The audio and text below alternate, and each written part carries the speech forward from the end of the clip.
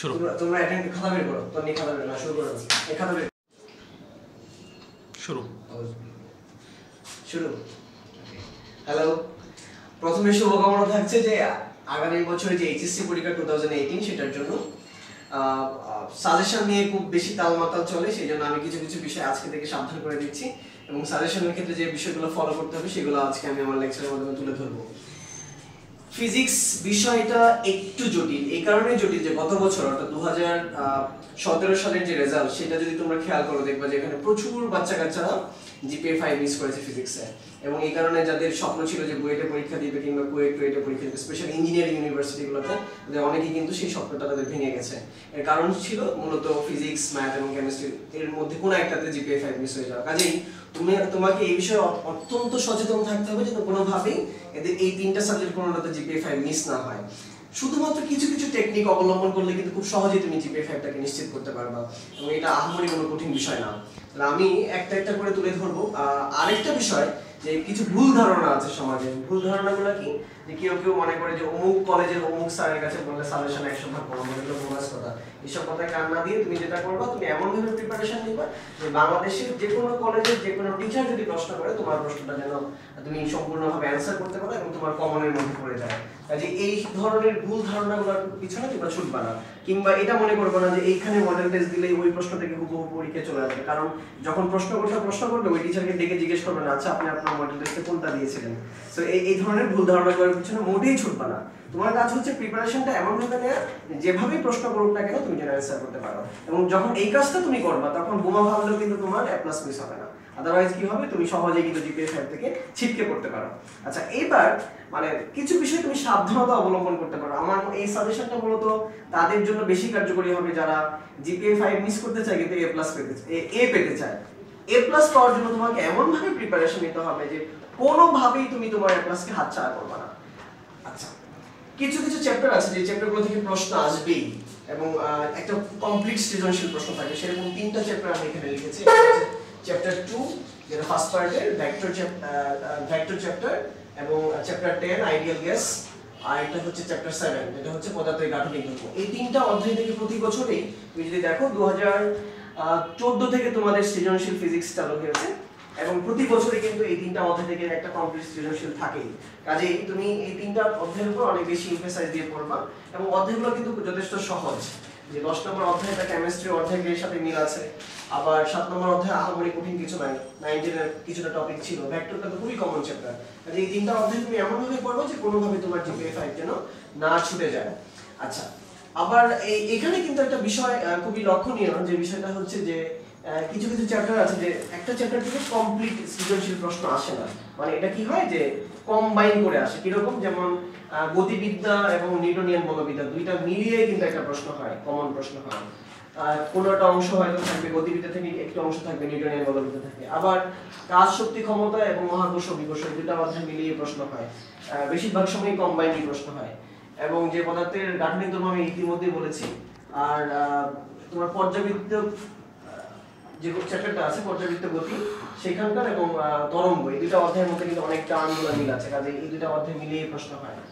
আচ্ছা, এখন কিছু বিষয় তোমাকে অবশ্যই পড়তে হবে। কোন কোন বিষয়গুলো, যে তুমি যে অধ্যায়টা পড়বা, সাপোজ কেউ যদি বলে যে আমি সব অধ্যায় পড়তে পারবো না, আমার 5টা সৃজনশীল প্রশ্ন অ্যানসার করতে হবে, কাজে আমি এমন ভাবে পড়বো যেন আমার 5টা সৃজনশীল প্রশ্ন আমি অ্যানসার করতে পারি, সেক্ষেত্রে কিন্তু তোমার সবকিছু না পড়লেও চলে। যে তুমি যদি চাও শুধুমাত্র অধ্যায় 2, অধ্যায় 7, তারপরে ধরো অধ্যায় 10, এই তিনটা থেকে তোমার 3টা সৃজনশীল চলে আসলো, বাকি যে পেয়ার 6টা পেয়ার আছে, 3টা পেয়ার আছে, সেখান থেকে তুমি যে কোনো 2টা পেয়ার পড়ো। সাপোজ তুমি গতিবিদ্যা ভালো পড়ো, তাহলে নিউটনিয়ান বলবিদ্যা পড়ো, এই দুইটা থেকে তুমি একটা কোশ্চেন পেয়ে যাচ্ছ নিশ্চিত। অথবা তুমি কাজ, শক্তি, ক্ষমতা ভালো পারো, তাহলে মহাকর্ষ বিকর্ষ এর সাথে পড়ে ফেলো, এখান থেকে তুমি একটা প্রশ্ন পাচ্ছ। কাজে তোমার সুবিধা মতো যে দুইটা চ্যাপ্টার তুমি ভালো পারো সেই দুইটা চ্যাপ্টার তুমি পড়ো, তাহলে কিন্তু তোমার সব 10টা অধ্যায় পড়া দরকার নেই। তুমি মোটামুটি 5টা বা হাইয়েস্ট 6টা অধ্যায় বললে কমপ্লিটলি তুমি 5টা সৃজনশীল কমন পাচ্ছই, কারণ সৃজনশীল প্রশ্ন আসবে 8টা। আমি এখানে 6টা প্রশ্ন দেখিয়েছি, কাজে এর বাইরেও কিন্তু আরো 2টা প্রশ্ন হবে। সো তুমি এইভাবে তুমি যদি তোমার মতো করে পড়ো, যে অধ্যায়গুলো তুমি ভালো পারো সেইভাবে তুমি 6টা বা 7টা অধ্যায় পড়লে কিন্তু কমপ্লিটলি তুমি অ্যানসার করতে পারছো সৃজনশীলে। আচ্ছা, এখন যে অধ্যায়টা তুমি পড়বা ওই অধ্যায়ের ব্যাপারে তোমাকে অবশ্যই সাবধান থাকতে হবে যেন কোনো সংজ্ঞা বাদ না যায়। কারণ কি, ধরো ওই অধ্যায় তুমি খুব ভালোভাবে পড়লা, তোমার গ ঘ কমন পড়ছে, তুমি খতে যে আটকে গেলা, অথবা খ গ ঘ তিনটাই পারো কিন্তু তুমি সংজ্ঞাটা পারো না, এক নাম্বার কিন্তু তোমার ছুটে যাবে। তুমি এমনিতেই চ্যাপ্টার 2-3টা বাদ দিয়ে দিচ্ছ, তারপর তুমি যদি এক নাম্বার মিস করো, হয়তো তুমি চিন্তা করবে যে পরীক্ষা হলে পাশের জনকে জিজ্ঞেস করবো, পাশের জন যে ওটার উত্তর পারে এই গ্যারান্টি তোমাকে কে দিবে? কাজে তুমি, তোমার উচিত হবে না কোনো ধরনের রিস্ক নেওয়া। তোমার টার্গেট হচ্ছে যে তুমি যখনই যে অধ্যায়টা ধরছো ওই অধ্যায়টার সংজ্ঞাগুলো তুমি আগেই পড়ে ফেলো, অ্যাটলিস্ট মুখস্থ করতে না চাইলে তুমি এমন ভাবে পড়ে নাও, কয়েকবার রিডিং করে নাও যেটা তুমি পরীক্ষার হলে গেলে ওই সংজ্ঞাটা যদি আসে তুমি যেন লিখতে পারো। কাজে সংজ্ঞার ব্যাপারে আমি সাবধান করে দিচ্ছি, কোনোভাবেই কোনো সংজ্ঞা তোমরা বাদ দিবা না। আর উদাহরণের অঙ্কগুলো তুমি বাদ দিবা না। সাধারণত কি হয় যে উদাহরণের যে টাইপের অঙ্কগুলো থাকে সেই টাইপ কেন্দ্রিকই কিন্তু সৃজনশীল প্রশ্নগুলো হয়। কাজে তুমি যদি সবগুলো উদাহরণ সলভ করো তাহলে ওই অধ্যায়ের সবগুলো সূত্র তোমার জানা হয়ে যাবে, সূত্রগুলো জানা হলে অঙ্কের টাইপগুলো তোমার জানা হয়ে যাবে। আর অঙ্কের টাইপগুলো যদি তুমি জানো, এই টাইপের মধ্যে কিন্তু সৃজনশীল হয়তো একটু পেঁচিয়ে একটু ঘুরিয়ে করবে, কাজে তোমার সৃজনশীল মিস হওয়ার কোনো চান্স থাকবে না। আর যেহেতু তোমাদের এই পর্যন্ত 3টা বোর্ড পরীক্ষা হয়েছে 2015, 16, 17, কাজে এই 3 বছরের বোর্ড প্রশ্নগুলো তোমরা দেখবা।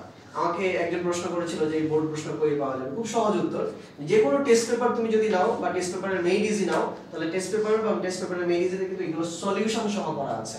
প্রত্যেকটা বোর্ডের এই গত 3 বছরের প্রশ্নের সমাধান তুমি পেয়ে যাচ্ছ। 1 নাম্বার। 2 নাম্বার, তুমি যে কোনো গাইড বইয়ে কিন্তু এগুলো সলভ এবং উত্তর পাবা, প্রশ্ন থাকবে উত্তরও আছে। কিংবা তোমার যে টেক্সট বইটা আছে, যে বইটা তুমি কিনেছো, যে কোনো রাইটারের বই কিনো না কেন, সেই বইয়ের শেষের দিকে তুমি যদি যাও সেখানে কিন্তু গত বছরের বা প্রিভিয়াস ইয়ার্স এর 15, 16, 17 এর প্রশ্নগুলো তুমি পাচ্ছ। সো আলটিমেটলি প্রশ্ন পাওয়া নিয়ে বা উত্তর পাওয়া নিয়ে তোমার টেনশন করার কিছু নাই। যদি তুমি একটা বই ফলো করতে চাও, যে কোনো একটা টেস্ট পেপারের মেইন ইজি কিনে দেখো যে সবগুলো সলিউশন তুমি পাচ্ছ।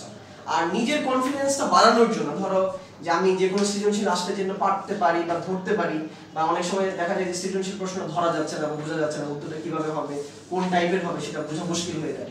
এই জন্য আরেকটা বেটার ওয়ে হচ্ছে যে তুমি অ্যাটলিস্ট 10টা কলেজের প্রশ্ন সলভ করো, এবং এটা তোমার এই বছরের হোক, 2017 হতে পারে, 2018 হতে পারে, বা আগের বছরগুলো, তুমি যদি 10টা করে সৃজনশীল প্রশ্ন প্রত্যেকটা অধ্যায়ের জন্য জাস্ট দেখে যাও, প্রশ্ন দেখবা, উত্তর দেখবা। যদি কোনোটা তোমার বুঝতে অসুবিধা হয়, তুমি যে টিচারের কাছে পড়ো সেখান থেকে তুমি বুঝে নাও। 10টা করে সৃজনশীল প্রশ্নের উত্তর যদি তুমি দেখো, তাহলে দেখবা যে সৃজনশীল প্রশ্ন ধরা নিয়ে যে প্রবলেম বা প্রশ্নটা বুঝতে যে সমস্যা সেটা আর থাকবে না, বরঞ্চ তুমি খুব ইজিলি যে কোনো প্রশ্ন আসলে সেটা ধরতেও পারবে এবং উত্তরটাও সুন্দরভাবে লিখতে পারবা। আচ্ছা, এইবার আমি যদি চ্যাপ্টারের টপিক ধরে ধরে বলি, তাহলে যে টপিকগুলো থেকে প্রশ্ন আসবেই বা আসে সেটা হচ্ছে যে ভেক্টর থেকে তুমি চিন্তা করো, ভেক্টরের সামান্তরিক সূত্র রিলেটেড প্রশ্ন আসবেই, মানে যেমন এই যে নদীর পার হওয়ার অঙ্ক, কিংবা হচ্ছে সাঁতারের অঙ্ক, এই ধরনের অঙ্ক আসবে, কিংবা বৃষ্টির বেগ, এই ধরনের অঙ্কগুলো আসে সামান্তরিক সূত্র থেকে।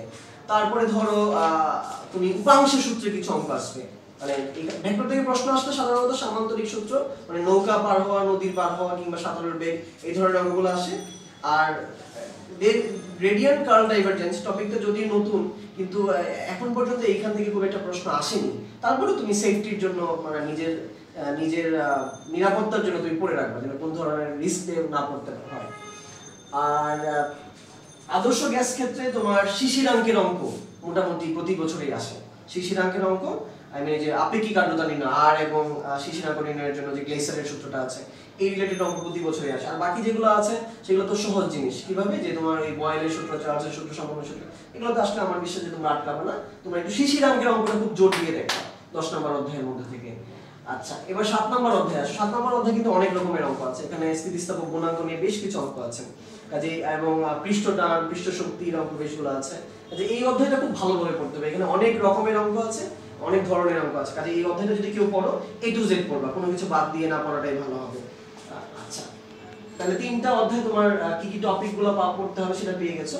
এবার আসো তুমি গতিবিদ্যা এবং নিউটনিয়ান বলবিদ্যা। গতিবিদ্যা থেকে যে অঙ্ক আসে সেটা মূলত 3 রকমের অঙ্ক আছে এখানে।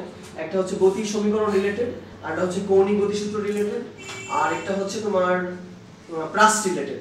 কাজে বেশিরভাগ ক্ষেত্রে প্রাসের টপিক থেকে কিন্তু প্রশ্ন আসে। প্রাসের টপিক থেকে কি হতে পারে, সৃজনশীল হতে পারে, অঙ্ক আসতে পারে। কাজে প্রাসের কোনো অঙ্ক তুমি বাদ দিয়ে পড়বে না। স্পেশালি একটা অঙ্ক আছে, যেমন ফুটবলকে বা ক্রিকেট বলকে তুমি কিক, মানে ব্যাট দিয়ে মারলে বা কিক করলো, তখন 2 সেকেন্ড পরে বেগ কত হবে, এই ধরনের অঙ্কগুলো খুব বেশি আসে। কিংবা একটা বলকে ছুড়ে দিলা, ওইটা কোনো একটা দেয়ালকে টপকে যাবে কিনা। কাজে এই চ্যাপ্টারটা কিন্তু তোমাদের ঝামেলা হওয়ার কথা না, স্পেশালি যারা ম্যাথের গতিবিদ্যা বা স্থিতিবিদ্যা পড়েছো, স্পেশালি ম্যাথের গতিবিদ্যা 9.5 এবং 9.4 যারা পড়েছো, তাদের জন্য কিন্তু এই গতিবিদ্যা থেকে কোনো প্রশ্ন অ্যান্সার করতে পারা কঠিন হওয়ার কথা না। আর নিউটনিয়ান বলবিদ্যা থেকে জড়তার ভ্রামক রিলেটেড প্রশ্ন আসবেই।